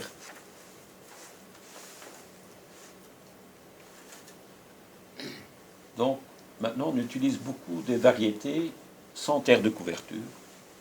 Donc ce sont les variétés qui ont été développées, sont plus récentes. Il y a certaines variétés qui peuvent convenir pour les deux. Par exemple, le zoom peut convenir pour le forçage sans terre de couverture, principalement, mais aussi, on peut aussi le forcer avec de la terre. En général, on le force à chaud, à environ 14 degrés, pas plus. 20 degrés, c'est souvent trop, parce que ça pousse trop vite. La pomme ne sera pas bien serrée, et vous risquez de plus vite des pourritures aussi. L'avantage, c'est la récolte est beaucoup plus facile, puisque c'est en conteneur. On casse les chicons, enfin la repousse. Il ne faut pas les tripoter dans la terre, et ça pousse plus vite. Donc, c'est des variétés plus précoces. Et le goût est un peu plus amer, légèrement.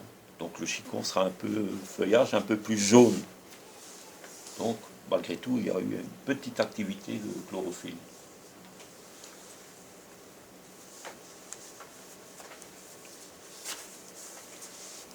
Voilà.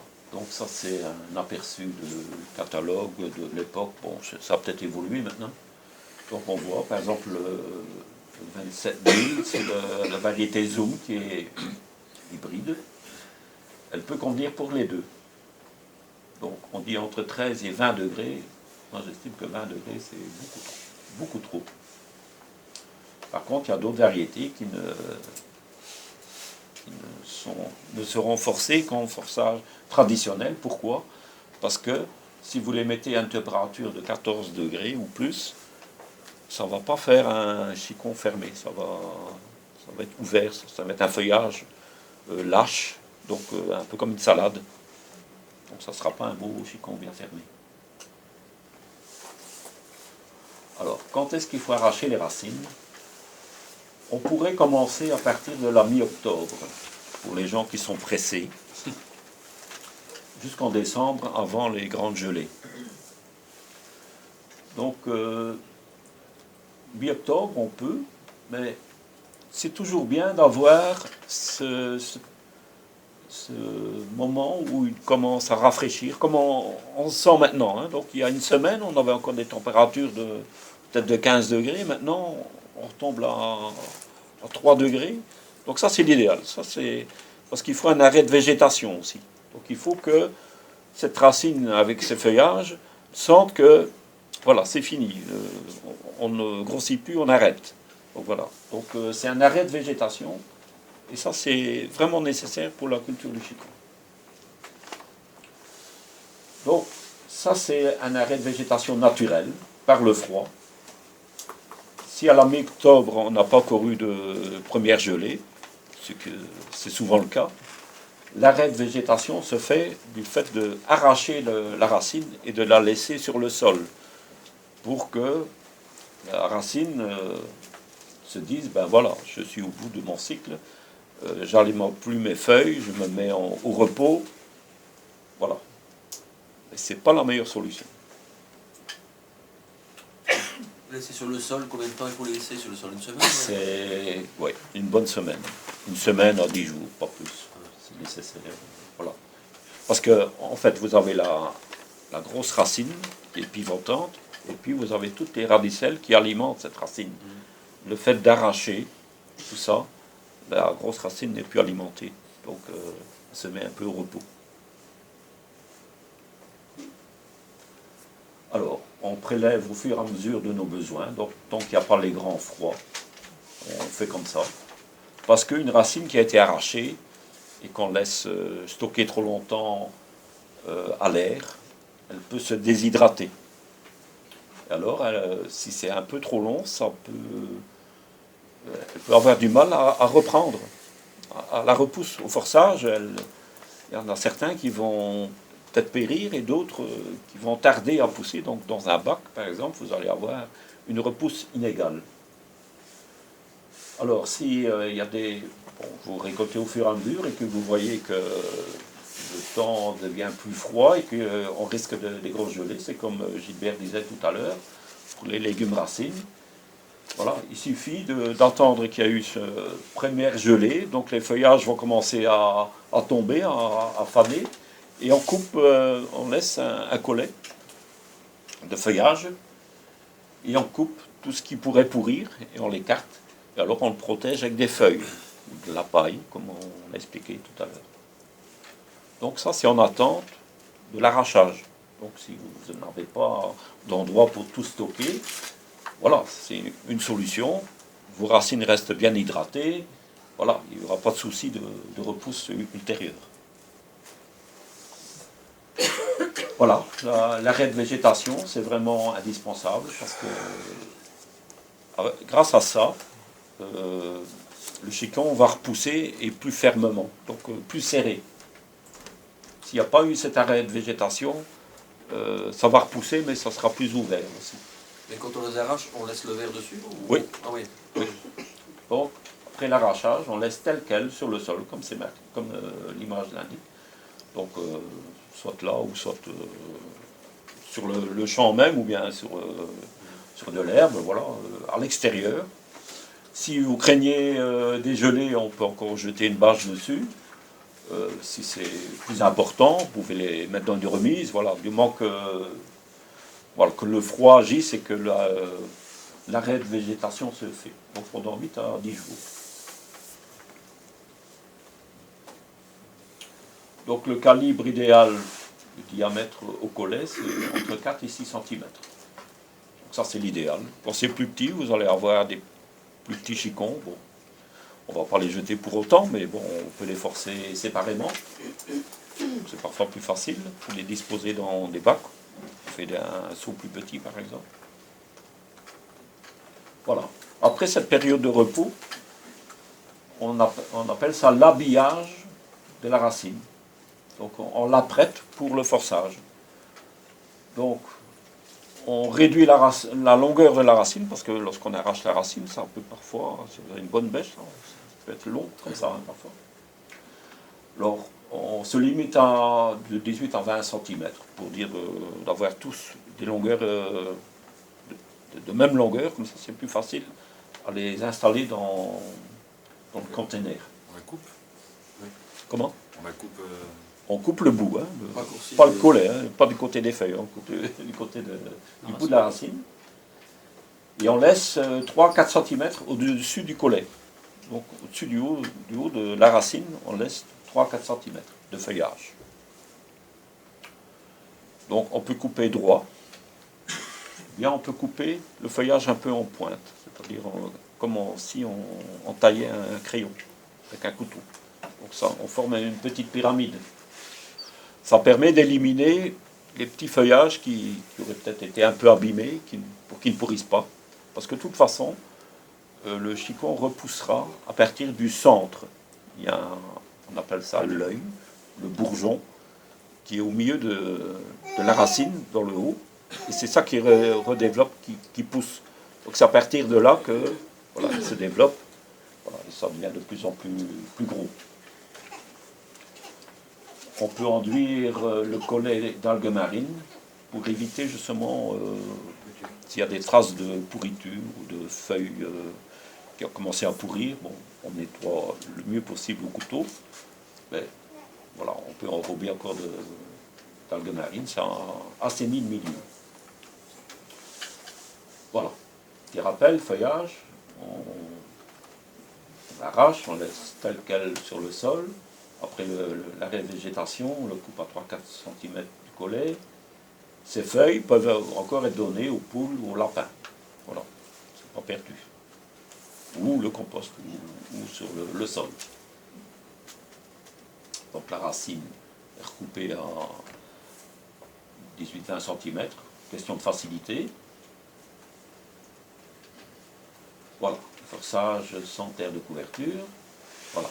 Donc en haut à gauche, vous voyez, on a utilisé un seau, simple seau plastique, avec le substrat. Je vais expliquer ça un peu plus en détail après. Ici, moi j'utilise de la tourbe. Donc vous voyez le cajou à droite là, avec les racines qui ont été habillées. Ensuite, on le met dans un local. Il faut essayer de trouver un local adapté chez vous, qui fait plus ou moins 14 degrés. Si c'est moins, c'est pas grave. Si c'est plus embêtant. Et à la fin du cycle, voilà, il y a la repousse, le chicon qui est prêt. Et on recouvre d'un sac noir. Ça doit être dans l'obscurité, oui. Donc, vous voyez, en bas à gauche, il y a un plastique noir. Hein. On l'a enlevé là, mais en main, j'ai un plastique noir que l'on recouvre. C'est mieux d'avoir un local qui est sombre. Dans le noir, c'est mieux. C'est de la tourbe dans les seaux? Voilà, je vais expliquer ça. Donc, le récipient, ça peut être des conteneurs qu'on a récupérés, qui ont d'une hauteur de 15 à 20, de 25 à 30 cm. Ça peut être des seaux, ça peut être des anciens seaux à peinture qu'on a bien nettoyés. Voilà. Il y a plein de bacs en isomo. Voilà. Il y a plein de choses qu'on peut récupérer, du moins que ça fait une hauteur pareille. Et on y mettra voilà, le substrat. Moi, je recommande la tourbe. Comme Gilbert disait tout à l'heure, c'est un milieu acide. Ça évite la prolifération de certains insectes, parce que le milieu est acide. Le terreau, ça peut fonctionner aussi. Tant que c'est du terreau neuf. Si on y ajoute, si on utilise de la terre de jardin, moi je ne le recommande pas du tout, parce que une terre de jardin contient certaines larves d'insectes qui sont là au repos, qui attendent les beaux jours pour éclore. Comme vous allez mettre ce conteneur à l'intérieur avec des températures clémentes, pour eux, c'est la belle saison qui revient. Voilà, les insectes, donc les larves vont éclore et les insectes vont se développer, c'est-à-dire on a le risque d'avoir à la limite des pucerons ou des petites mouchettes. Voilà. Donc moi, je préconise vraiment la tourbe. Je trouve que c'est l'idéal. On peut l'utiliser chaque année? Non, parce que c'est rempli de racines, de petites radicelles. Donc ça, vous l'utilisez pour des plantes qui ont besoin d'une terre acide. Par exemple, l'hortensia, camélia, rhododendron. Voilà. Vous recyclez ça dans ces endroits-là. Parce que l'inconvénient, c'est, vous voyez, les tourbiers. Oui, oui. Mais c'est la seule utilisation qu'on en fait. Et ça peut aider. Donc ça a deux utilisations. La première pour les chiquants. Voilà. Et je réutilise une deuxième fois pour mes plantes acidophiles. Donc, bon. L'aberration, c'est de, par exemple, croire qu'on enrichit son jardin en mettant des camions de tourbe. Ça, c'est de la folie. Ça c'est des choses qu'il ne faut pas faire. Est-ce qu'on a déjà fait ça dans des trucs de coco? Il y en a qui mettent. Ça existe maintenant des trucs desséchés de coco. Ça ressemble à de la tourbe, mais c'est pas assez, donc je sais pas.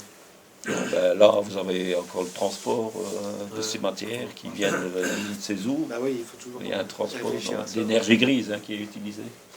Non, il faut vraiment. Non, je crois que la base, c'est bon, la tourbe au terreau. Voilà. La terre du jardin, moi, je m'en méfie parce que j'ai déjà eu les blagues. Donc.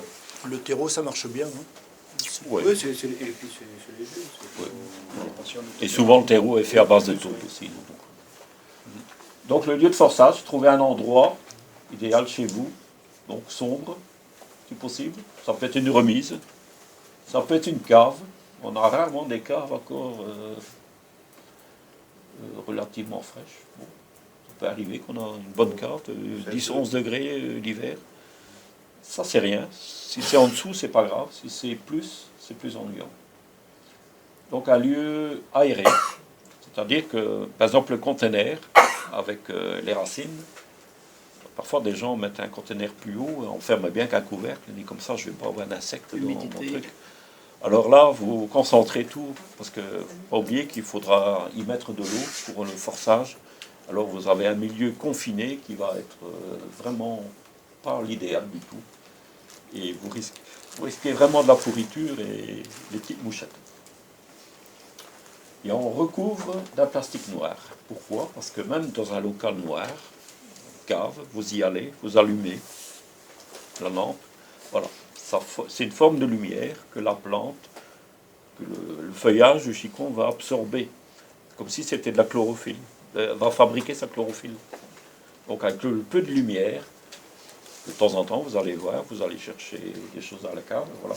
Et chaque fois, ces périodes de lumière vont faire que le feuillage aura absorbé de la lumière et va le transformer en chlorophylle. Donc vous allez avoir des chicons jaunâtres, vert, allant jusqu'au vert pâle. Vous avez oublié d'éteindre la lumière, voilà. Donc il vaut mieux un plastique noir, souple, qu'on laisse au-dessus, qu'on laisse pendre et que l'air puisse circuler en dessous.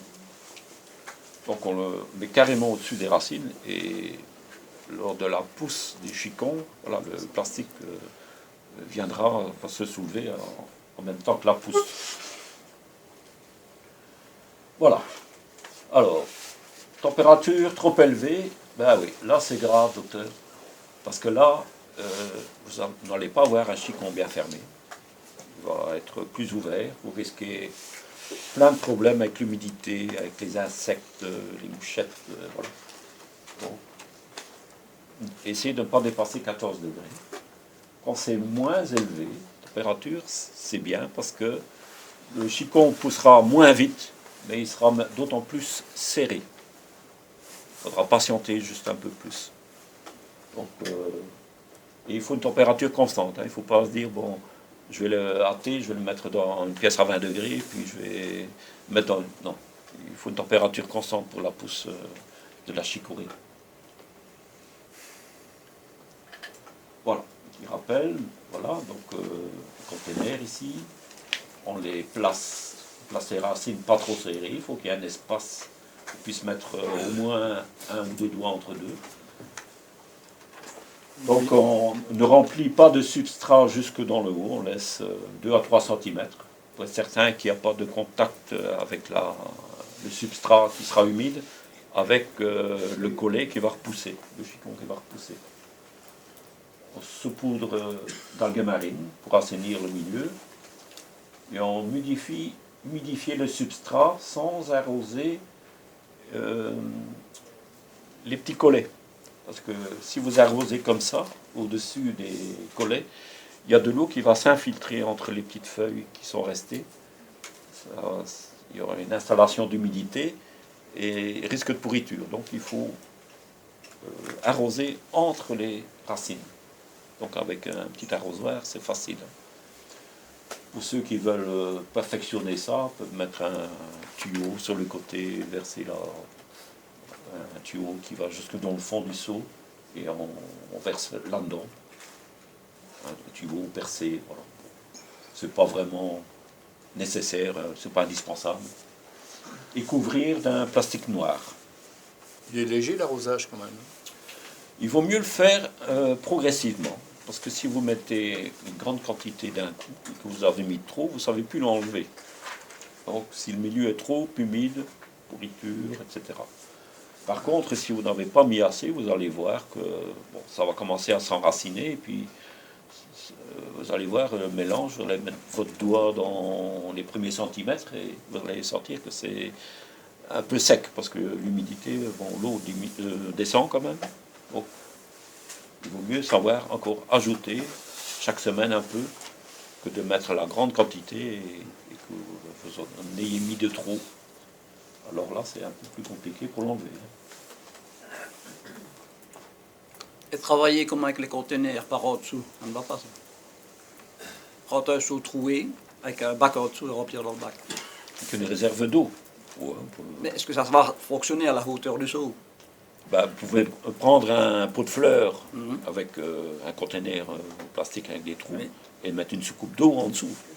Ça peut fonctionner aussi. Comme ça on est sûr qu'il est tout le temps humide et s'il y a un trop plein, il n'est pas en dessous.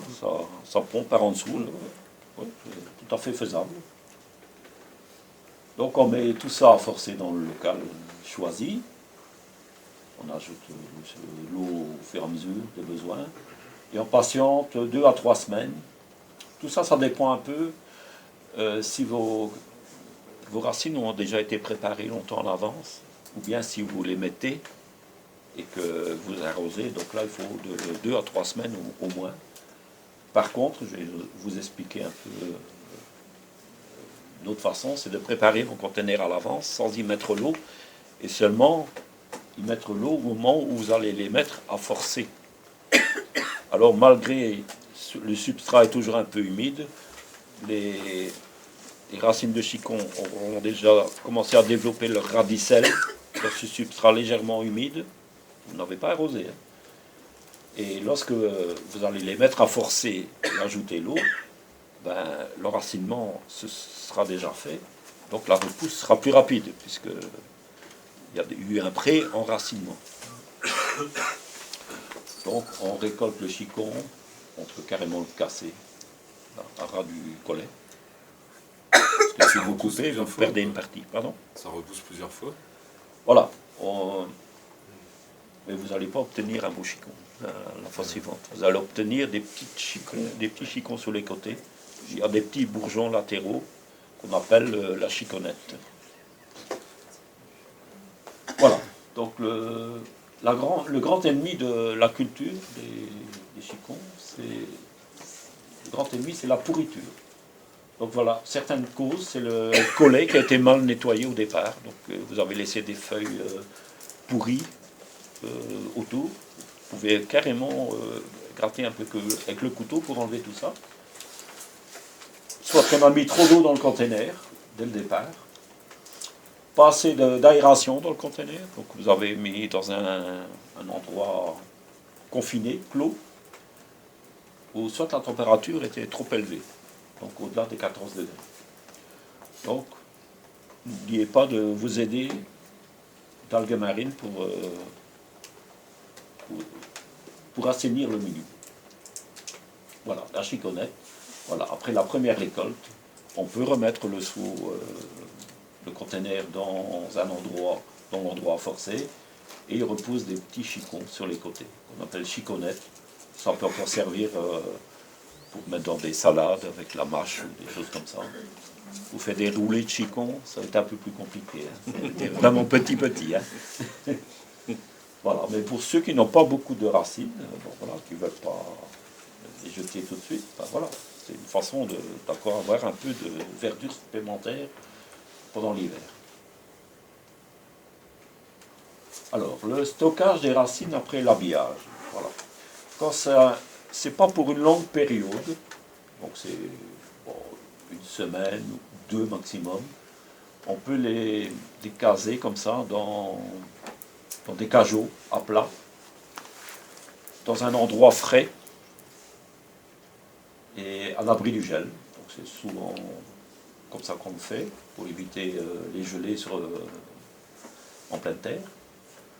L'inconvénient, c'est que malgré tout, les racines se déshydratent, parce qu'ils sont en l'air libre. Et alors, à la longue, il y a quand même des substances nutritives dans la racine, avec une certaine humidité contenue dans la racine. Qu'est-ce qu'elle fait, la racine? Ça repousse, sans les petites radicelles, pour l'aider. Et le chicon commence à se former, et on peut voir là, dans le bac, voilà, ils sont couchés, mais le bourgeon a tendance à se déformer et remonte vers la verticalité. Donc il y a un peu une déformation du chicon.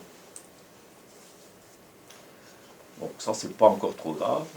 Mais si par exemple vous avez laissé trop longtemps comme ça à l'air libre, voilà, la racine peut vraiment être pratiquement morte. Parce que la déshydratation était trop loin. Ou bien si la déshydratation a été quand même assez longue, voilà, il mettra plus de temps pour repousser. Quand vous allez les mettre en container, ils vont traîner. Ils prennent du temps à mettre la racine et à faire pousser le bourgeon. Donc c'est pas toujours la bonne solution de les garder comme ça.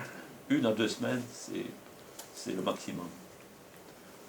Alors une autre façon, c'est d'avoir des containers en réserve.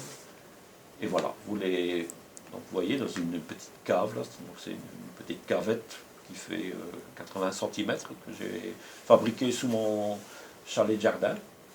Donc c'est hors gel, il fait frais. Donc j'ai une autre cavette à côté où je stocke mes pommes de terre. Voilà. Donc là, c'est l'idéal, parce qu'on met les racines dans le substrat, mais on n'y rajoute pas l'eau. Donc avec le peu d'humidité qu'il y a dans le substrat, tout doucement, la racine pivotante émet des petites radicelles et se prépare à repousser. Et le germe pousse très très lentement. Et il reste bien droit puisqu'ils sont stockés verticalement. Donc si vous avez des endroits, ça peut être une remise aussi. Hein. Mais sans terre. Ouais. Sans terre, oui. Oui, c'est toujours ici forçage sans terre de couverture. Oui, mais il y a de la terre dans les containers. Ah oui, oui, oui. Et sans arroser. Oui, Voilà, sans oui, arroser. pas de terre au-dessus, c'est ça. Ça, c'est si on a récolté toutes les racines et qu'on veut Mais les racines sont dans le substrat, hein, dans la tourbe ici. Hein. Ouais. Et combien de temps On peut stocker comme ça? Ouais. Oh, plusieurs semaines. Hein, puisqu'ils sont là en attente. Donc si par exemple vous voyez que ça commence à sécher, hein, si vous avez, je sais pas, 10 sous à l'avance, bah, peut-être que vous allez dire, tiens, bah, pour que ça ne déshydrate pas, je vais rajouter un peu d'eau. Mais comme c'est dans un milieu froid, donc rajoutez juste de l'eau pour que les racines restent vivantes et qu'elles émettent déjà leurs racines, leur radicelle. Et alors, dès que vous allez les mettre en forçage, là, sur 2 semaines, vous avez vos chicons. Donc le tout, c'est de ne pas laisser déshydrater les racines. Mais ça peut attendre 1 mois, 2 mois même. Alors, ça peut pousser lentement, vous allez avoir même des chicons qui vont pousser comme ça, tout doucement, puisqu'il fait frais, là, il fait peut-être, je dirais, 6-7 degrés, pas plus. Voilà, donc c'est une pré-germination, si on veut dire. Et vous ne les perdez pas, et voilà, je trouve ça impeccable. Et lorsque vous les mettez à forcer, vous avez des chicons très vite. Sur 15 jours, vous avez des beaux chicons. Voilà, combien de temps que ça dure? Donc à chaud, donc à 14 degrés, c'est entre 2 et 4 semaines, en fonction s'ils sont prêts à enraciner ou bien pas. Par contre, avec terre de couverture, donc c'est forçage à froid, avec la température du sol. Si c'est à l'extérieur, c'est entre 2 à 4 mois. Si c'est en serre, donc c'est un milieu quand même où l'atmosphère est quand même plus chaud, puisqu'il y a le soleil qui donne parfois, donc voilà. Donc ça, après 2 mois, vous pouvez déjà récolter aussi vos chicons. Voilà, le forçage avec terre de couverture, donc de façon traditionnelle. Voilà, il faut trouver un endroit dans son jardin où il ne fait pas trop humide.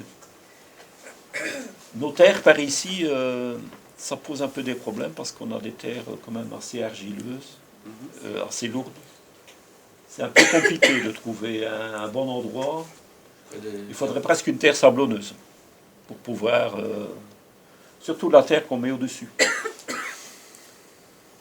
Donc en fait, on fait une tranchée. Donc avec les racines habillées, comme je vous ai expliqué.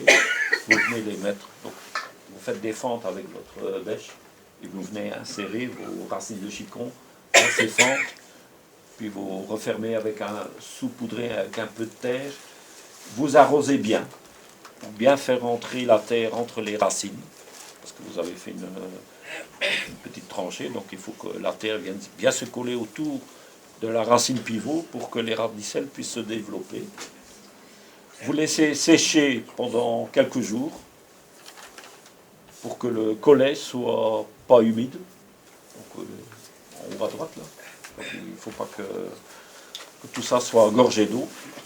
Ensuite, vous saupoudrez d'algues marines et ensuite vous couvrez avec de la terre sèche, la plus légère possible. Donc ça peut être, si possible, la terre sablonneuse ou bien une terre qui est, par exemple, dans une serre que vous n'avez plus arrosée depuis un moment. Voilà, elle est assez sèche. Voilà. Donc ça permet d'avoir une couverture pas propice à la pourriture. Si votre terre est trop humide, vous allez perdre tout l'extérieur de votre chicon qui va pousser dans une terre humide et ça va être pourri. Donc, et ça risque de communiquer la pourriture au reste. c'est un peu plus compliqué. On couvre de combien de centimètres le collet? Voilà, il faut prévoir que le chicon va pousser au moins de ça, donc il faut au moins entre 25 et 30 cm de terre au-dessus.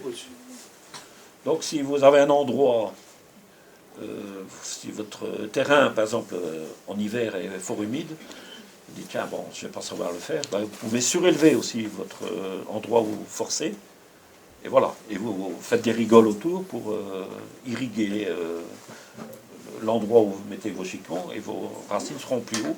Alors là, il faut couvrir avec de la terre, ensuite vous pouvez rajouter de la paille et une couverture contre la pluie. Donc ici, ce sont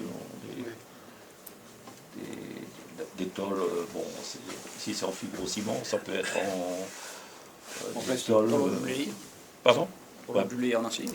Oui, ou un plastique, voilà, une bâche, voilà, quelque chose d'étanche, pour éviter que les pluies ne viennent mouiller l'ensemble, parce que là, je vous assure que c'est plus compliqué. Voilà, c'est pas une méthode désuète, pourquoi?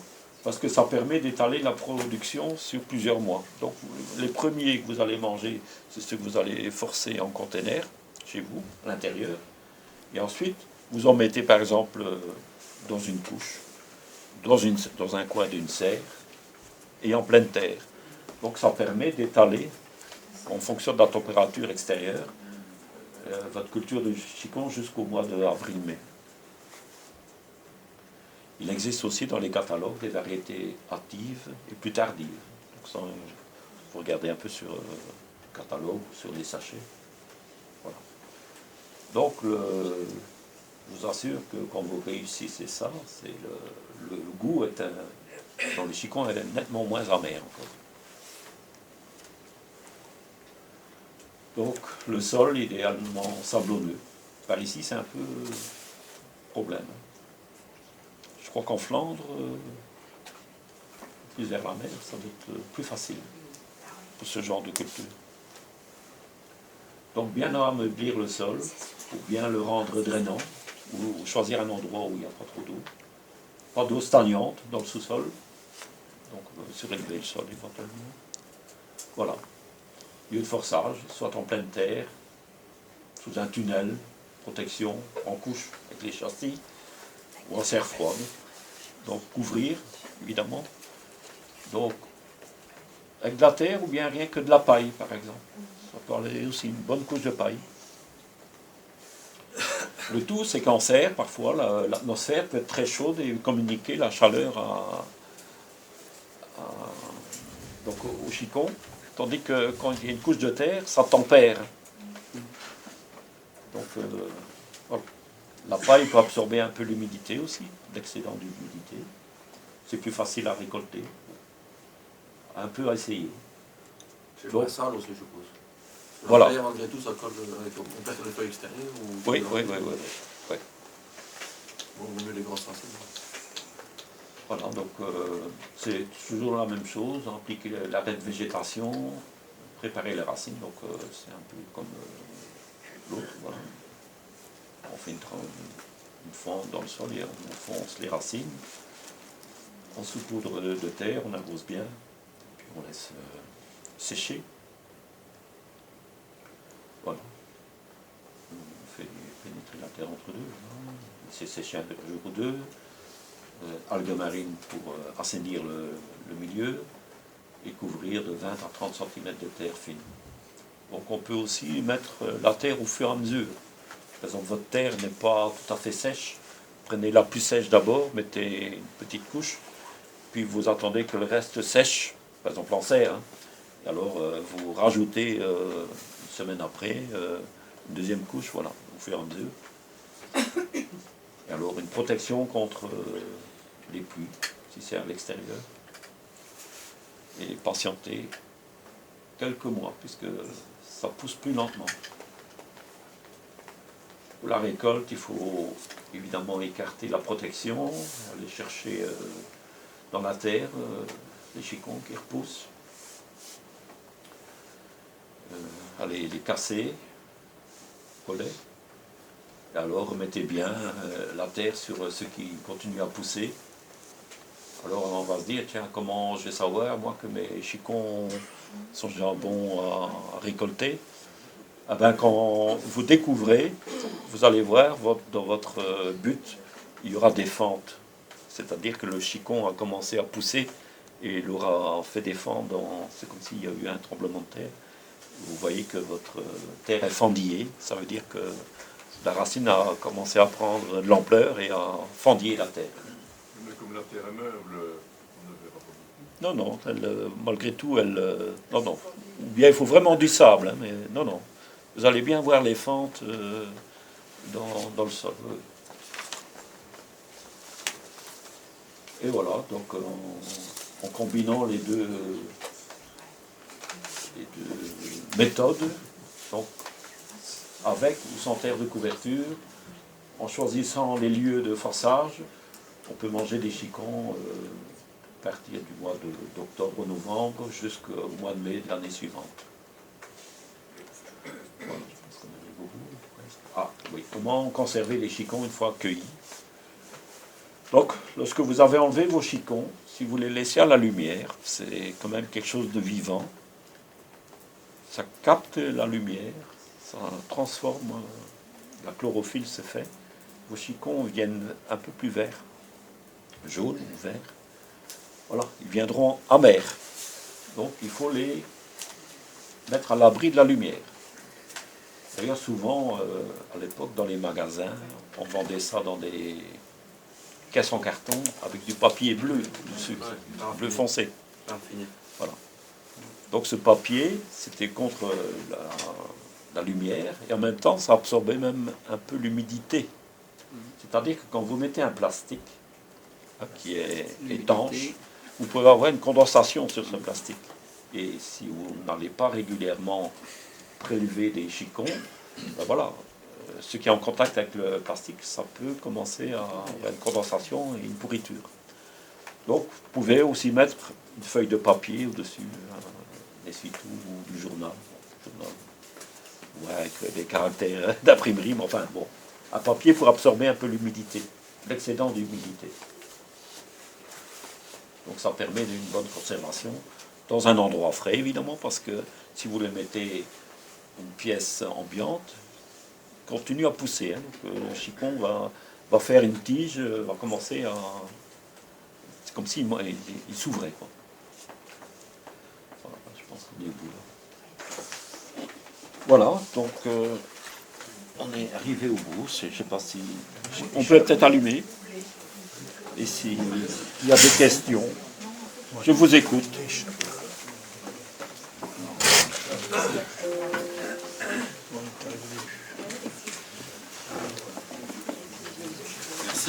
Merci Michel. Ben voilà. Donc, pour certains, ça c'est peut-être une répétition, parce que j'ai présenté ça l'année passée. Bon, ça peut être une révision pour certains, une découverte pour d'autres. Sur le blog, vous avez aussi les vidéos. La présentation, Non. Pas la présentation à un PowerPoint, non. Mais vous avez des vidéos dans Vidéo Albec, mais que je vais mettre, je mettrai le lien après avoir mis le cours. Là-bas sur la vers les table, vidéos. il y a encore quelques fascicules. On va devoir en refaire. Bon, pour ceux qui l'ont déjà, bon, laissez-les pour ceux qui ne l'ont pas encore. Donc j'ai fait un petit fascicule avec le frais, là. Donc bien d'explications. Voilà, bon, bah, tout le monde connaît tout. Une question? Le blog, le nom du blog.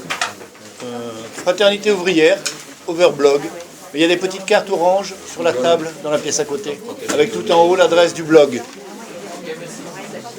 Les violets et les blancs, c'est pareil. Les chicons violets. Là. Oui, donc il existe des variétés un peu violettes. On appelle des rouges.